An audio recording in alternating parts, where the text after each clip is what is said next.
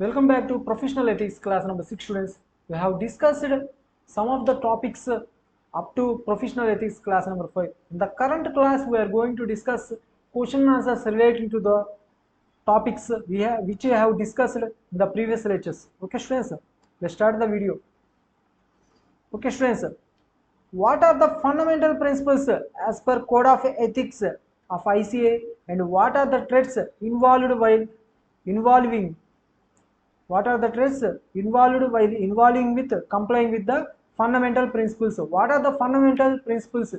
IOC, CP, IOC, CP. I means integrity, objectivity, professional competence and due care, confidentiality, professional behavior. What are the threats that involved while complying with fundamental principles? What are the threats means? FSSAI, familiarity threats, self-interest threats, self-review threats, advocacy threats, intimidating threats. Let's study them. Okay, students. Integrity. What is meant by integrity? Integrity means straightforwardness, honesty. Objectivity, not get influence, conflict or undue advantage. That is, an auditor shall not be biased, undue influence or should not be override by the decision or not get conflict by the others decision. What is meant by professional competence?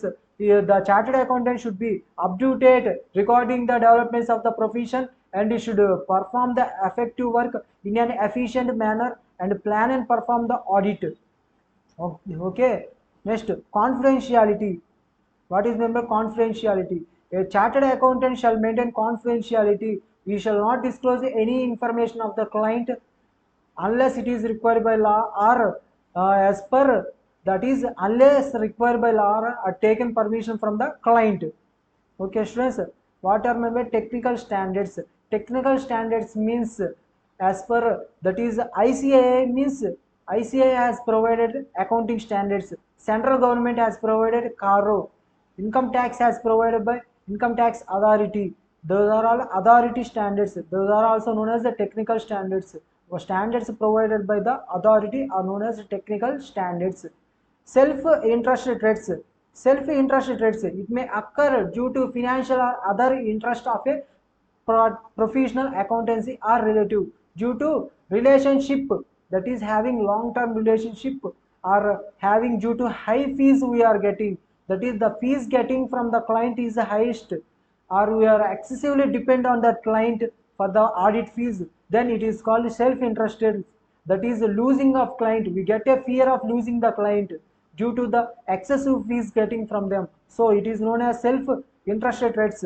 Okay students, advocacy threats, that is self-review threats. Next, self-review threats, maker, that is we are the auditors, we are only making the financial statements and we are only auditing the financial statements, then how can there be a error or misstatements we can find? So students, maker and checker is the same person, then there will be a self-review threats. Advocacy threats, advocacy threats means that is we are only handling litigations or promoting shares on behalf of clients. On behalf of clients, we are only going and handling the litigations and promoting shares. Familiarity threats, familiarity threats means long term relationship with the clients, are getting any gifts from the clients. That is long term relationship with the clients means we are long term maintaining a journey with the client and we are long term engagement in the audit, then we will get familiarity or threats. What are meant intimidating threats? In the case of intimidating threats, there is a dismissal or a removal from the engagement. There is a fear of reducing the audit fees by the client. Okay students, let's see question number 2. P, a practicing chartered accountant provides PA practicing chartered accountants provides management consultancy and other services to his client during the year, looking into the growth needs of his client to invest in the stock market. He also decides them to portfolio management services. What services students? He also decides them to portfolio management services, advises them to portfolio management services, whereby he managed the portfolio of his client. See students, as per section 2 subsection 2 of CA Act 1949, a chartered accountant is permitted to do management consultancy services and other services as deemed to be provided by the CA in practice, but he should not do anything. What is that? Or he should not do broking activities or underwriting or any portfolio management services. What are the services a chartered accountant in practice should not do? Broking services or underwriting services or portfolio management services. In the present case, Mr. Pri, a practicing chartered accountant, has been advising them in portfolio management services. So, in the present case, he will be disqualified. Professionally misconduct. See, P will be professionally misconduct under CA Act 1949 since he is providing professional misconduct services. Professional management services. He is providing professional management services. That is why he is professionally misconduct under CA Act 1949.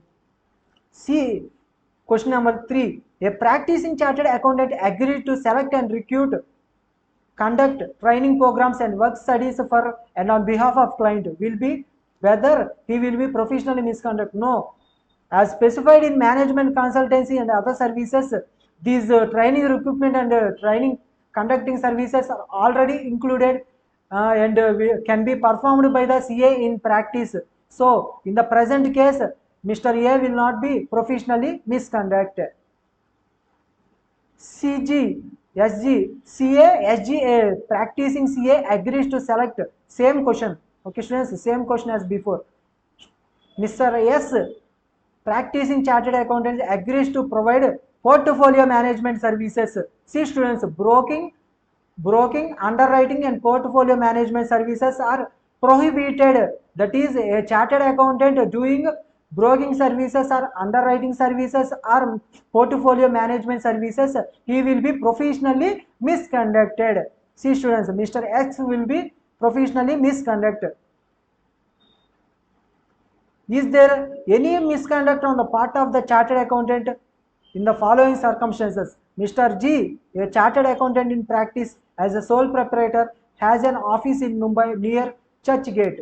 Due to increase in professional work, he opens another office in the suburbs of Mumbai, which is approximately 80 kilometers away from the existing office. For running the new office, he employs 3 retired employees. See students, where an office is located, that is a branch is located within the 50 kilometers, then no separate chartered, that is no separate chartered accountant is required, that is a partner or whole time employee is required. But where a office is located within after 50 kilometers, that is outside 50 kilometers from the first office, that is after 50 kilometers from the municipal limits of the first office, then a separate chartered of the member of the institute shall be appointed, that is a partner of the CA or the full-time employee of the CA. But in the present case, the second office situated beyond 50 kilometers of the municipal limits of Mumbai city, and he has not employed any CA, that is a partner or a whole-time employee. So he will be professionally misconduct as per clause 1 of part 2 or second schedule to the Chartered Accountants Act. What is meant by clause 1 of part 2 or second schedule to the Chartered Accountants Act means a CA will be professionally misconduct if he contravenes any of the provision of Chartered Accountants Act. So in the present case, he is contravening the Chartered Accountants Act, so he will be professionally misconduct.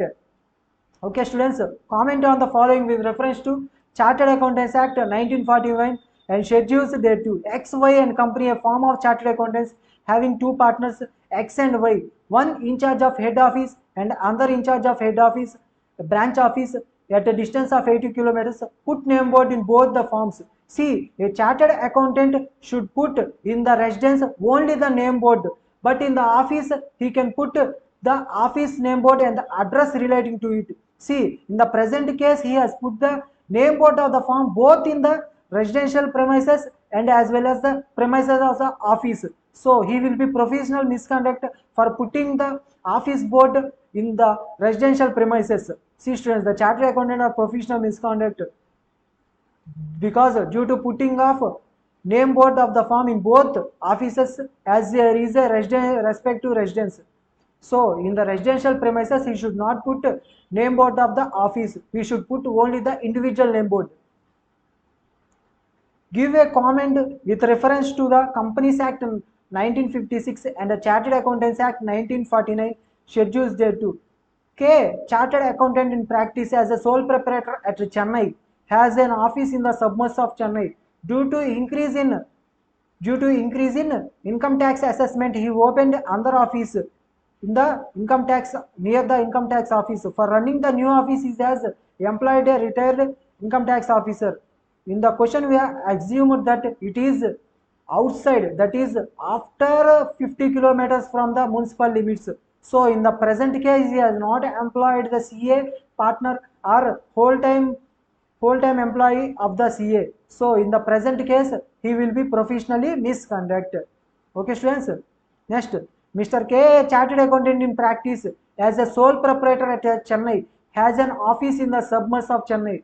Due to increase in the income tax assessment work, he opens another office near the income tax, which is within the distance of 30 kilometers. See students, within the 30 kilometers from the suburbs. So he will not be professionally misconduct because it is within a kilometers of 30, that is 50 kilometers, that is in the present case that is a distance of 30 kilometers, that is within 50 kilometers. So he will not be professionally misconduct.